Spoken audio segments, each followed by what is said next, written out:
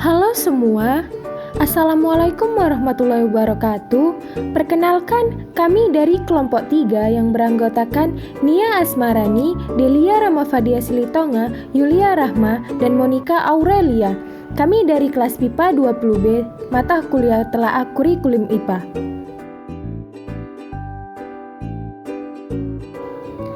Video ini bertujuan melengkapi tugas KKNI mata kuliah telaah kurikulum IPA. Salah satu aspek yang tidak dapat dipisahkan dalam pendidikan yakni keberadaan kurikulum. Kurikulum sendiri memiliki peran yang besar dalam menentukan majunya suatu pendidikan. Kurikulum tentunya mengalami perubahan dari zaman ke zaman. Kurikulum di Indonesia sendiri mengalami perubahan mulai dari tahun 1947 hingga 2013. Yuk kita cari tahu. Yang pertama, kurikulum 1947. Kurikulum ini mengutamakan pendidikan watak, kesadaran bernegara, kesenian, dan pendidikan jasmani. Karakteristik kurikulum ini yaitu antara lain sifat kurikulum mata pelajaran yang terpisah, menggunakan bahasa Indonesia sebagai bahasa pengantar di sekolah, dalam jenjang pendidikan memiliki jumlah mata pelajaran yang berbeda, sekolah rakyat 16 bidang studi, SMP 17 bidang studi, dan SMA 19 bidang studi.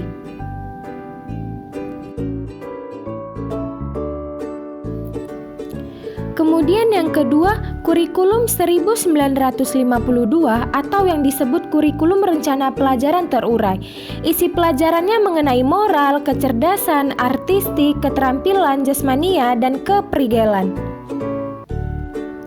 Selanjutnya kurikulum 1964 yang diberi nama Rencana Pendidikan 1964, di mana tujuan kurikulum ini diharapkan dapat membentuk masyarakat yang Pancasialis, sosialis, dan memiliki nasionalisme yang tinggi.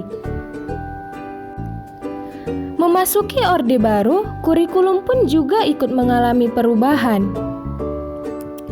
Kemudian kurikulum 1968, pada masa ini siswa berperan secara pasif dengan hanya menghafal teori-teori saja. Secara praktis, kurikulum ini menekankan pembentukan siswa hanya dari segi intelektualnya saja.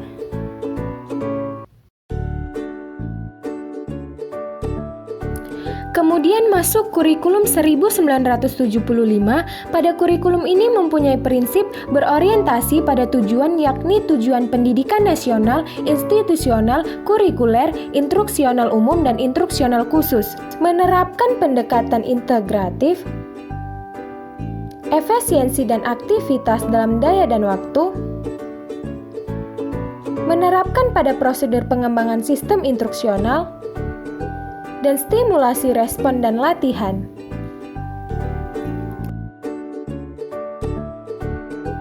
Kemudian kita masuk kurikulum 1984, di mana kurikulum ini mempunyai ciri khusus yang terdapat pada pendekatan pengajaran yang berpusat pada anak didik melalui cara belajar siswa aktif atau CBSA.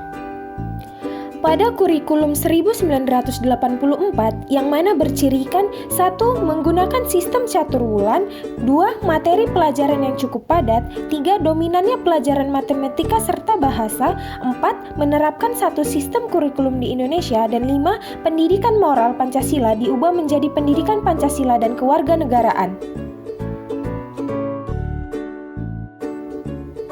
Nah, beberapa tahun setelah masa reformasi, kurikulum juga mengalami perubahan loh. Yang pertama, kurikulum berbasis kompetensi tahun 2004, yang mana sekolah diberi kewenangan untuk menyusun silabus sendiri sesuai dengan kebutuhan sekolah tersebut. Kurikulum ini diharapkan mampu untuk mengembangkan pengetahuan, pemahaman, kemampuan, nilai, sikap, dan minat agar peserta didik dapat melakukan sesuai dengan penuh tanggung jawab.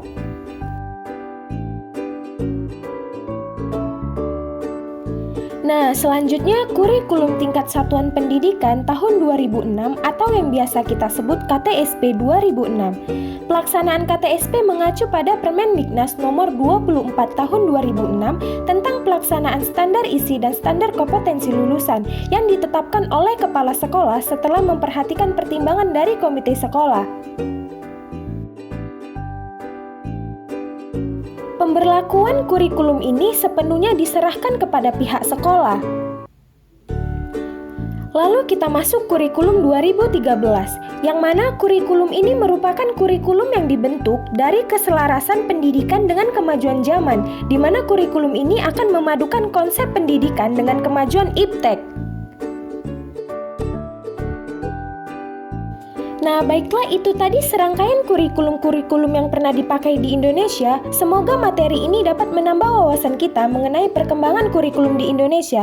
Lebih kurang kami mohon maaf. Sekian dari kami kelompok 4. Baiklah, mentari senja telah tenggelam, hujan turun mulai terjatuh. Kami tutup video dengan salam. Wassalamualaikum warahmatullahi wabarakatuh. Sampai jumpa.